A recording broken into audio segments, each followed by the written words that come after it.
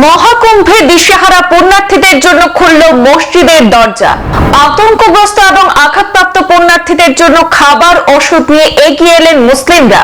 মহাকুম্ভে মহাবিপত্তির পর ভারতের সাম্প্রদায়িক সম্প্রীতির নজির প্রকাশ্যে। মহাকুম্ভে পুণ্যার্থীদের জন্য মসজিদে বিশ্রামের সুযোগ করে দেওয়ার পাশাপাশি কম্বল ও খাবার ব্যবস্থা করে দিলেন মুসলিমরা।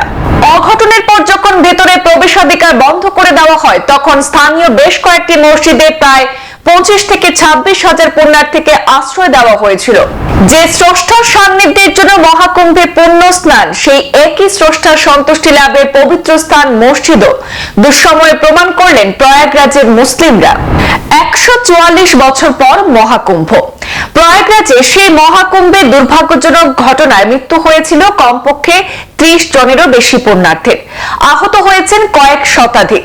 আর এই পরিস্থিতিতে হিন্দু পুণ্যার্থীদের সহায়তায় এগিয়ে এসে শুধু সাম্প্রদায়িক সম্প্রীতির নজির গড়েনি, দেশের দুঃসময়ে প্রয়াগরাজের মুসলিমরা প্রমাণ করতে সক্ষম হয়েছে যে স্রষ্টার সান্নিধ্যের জন্য মহাকুম্ভে পুণ্য স্নান সেই একই স্রষ্টার সন্তুষ্টি লাভের পবিত্র স্থান মসজিদও।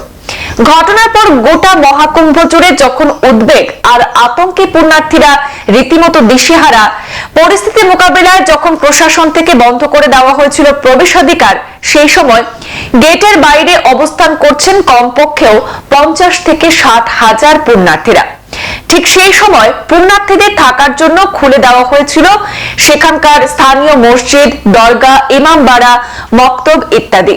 ব্যবস্থা করা হয়েছিল তাদের জন্য শীত বস্ত্র, কম্বল, খাবার, ওষুধের।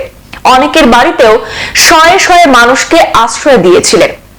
প্রসঙ্গত, প্রতিদিন মহাকুম্ভে বিপুল সংখ্যক পুণ্যার্থীর সমাগমের মধ্যে গত বুধবার মৌনী অমাবস্যায় ঘটে যায় দুর্ঘটনা। এদিন কয়েক কোটি পুণ্যার্থী অমৃত স্নানের উদ্দেশ্যে জড়ো হয়েছিলেন। সিংহভাগ স্নান সারলেও কেউ ফিরেছেন খালি হাতে, কেউ আপনজন হারিয়ে, আবার কেউ মৃত্যুর মুখ থেকে, আবার কেউ আহত হয়ে শুধু প্রাণে বেঁচেছে। ওই দিনের ঘটনার জন্য অনেক পুণ্যার্থী ভিআইপি পাসকেই দায়ী করেছেন। এই সংক্রান্ত নিশ্চিত খবর পূর্বাঞ্চল প্রতিদিনের হাতে নেই, তবে পশ্চিম বাংলায় বেশ কয়েকজন প্রয়াগরাজ ফেরত পুণ্যার্থীর ভাষ্যে জানা যায়, ভিআইপিদের পৃথক করিডোর করে দিতে গিয়ে নাকি ঠেলা ধাক্কা শুরু হয়েছিল। আর যেভাবে হোক মৌনী অমাবস্যা রাতে পদপিষ্টের মতো অঘটনের শোকাবহ ঘটনায় কমপক্ষে 30 জনের মৃত্যু হয়। সেই দুর্ঘটনায় আতঙ্ক ছড়ায় পুণ্যার্থীদের মধ্যে। প্রশাসনের তরফে যেমন দ্রুততার সঙ্গে উদ্ধার কাজ শুরু হয়, ওই দুর্ঘটনার পর পুণ্যার্থীদের সহায়তায় এগিয়ে আসেন প্রয়াগরাজের মুসলিমরা। হিন্দু পুণ্যার্থীদের যাতে থাকা এবং খাওয়ার কোনো অসুবিধা না হয়, তার জন্য ব্যবস্থা নেন স্থানীয় মুসলিমরা। পুণ্যার্থীদের বিশ্রামের জন্য মসজিদের দরজা খুলে দেওয়া হয়, খাবারের ব্যবস্থা করেন। ঠান্ডায় যাতে পুণ্যার্থীদের কষ্ট পেতে না হয়, তার জন্য কম্বলের ব্যবস্থা করেন। পুণ্যার্থীদের সহায়তায় মুসলিমদের এভাবে এগিয়ে আসার নানা ছবি এবং ভিডিও ইতিমধ্যে সোশ্যাল মিডিয়ায় সামনে এসেছে। সেই সব ছবি আরো একবার ভারতের সাম্প্রদায়িক সম্প্রীতিকে তুলে ধরছে। একবার জেনে নেব সেই দুর্ঘটনার পর কি হয়েছিল প্রয়াগরাজে। গত বুধবার যখন দুর্ঘটনা ঘটে, তারপর মহাকুম্ভে পুণ্যার্থীদের প্রবেশ বন্ধ করে দেওয়া হয়েছিল প্রশাসনের পক্ষ থেকে।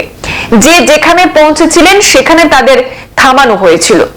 আর সেই পরিস্থিতিতে আশপাশের 10টি এলাকার মুসলিমরা প্রায় 25 থেকে 26 হাজার পুণ্যার্থীর জন্য স্থানীয় বিভিন্ন মসজিদ, দরগা, ইমামবাড়ার দরজা খুলে দেয়।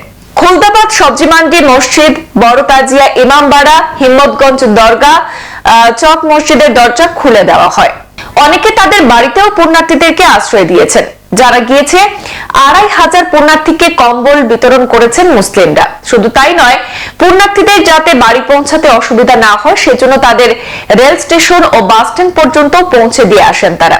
স্থানীয় মুসলিমরা জানিয়েছেন, যতদিন কুম্ভ মেলা চলছে পুণ্যার্থীদের সাহায্য তারা এইভাবেই করে যাবেন। উল্লেখ্য, প্রয়াগরাজে গত 13 জানুয়ারি মহাকুম্ভ মেলা শুরু হয়েছে, চলবে আগামী 26 ফেব্রুয়ারি পর্যন্ত। এই 45 দিনে 40 কোটিরও বেশি পুণ্যার্থীর পা প্রয়াগরাজে পড়বে বলে মনে করছে স্থানীয় প্রশাসন। সংবাদ এই পর্যন্তই, ফিরছি পরবর্তী অন্যান্য আপডেট নিয়ে, সাথে থাকুন।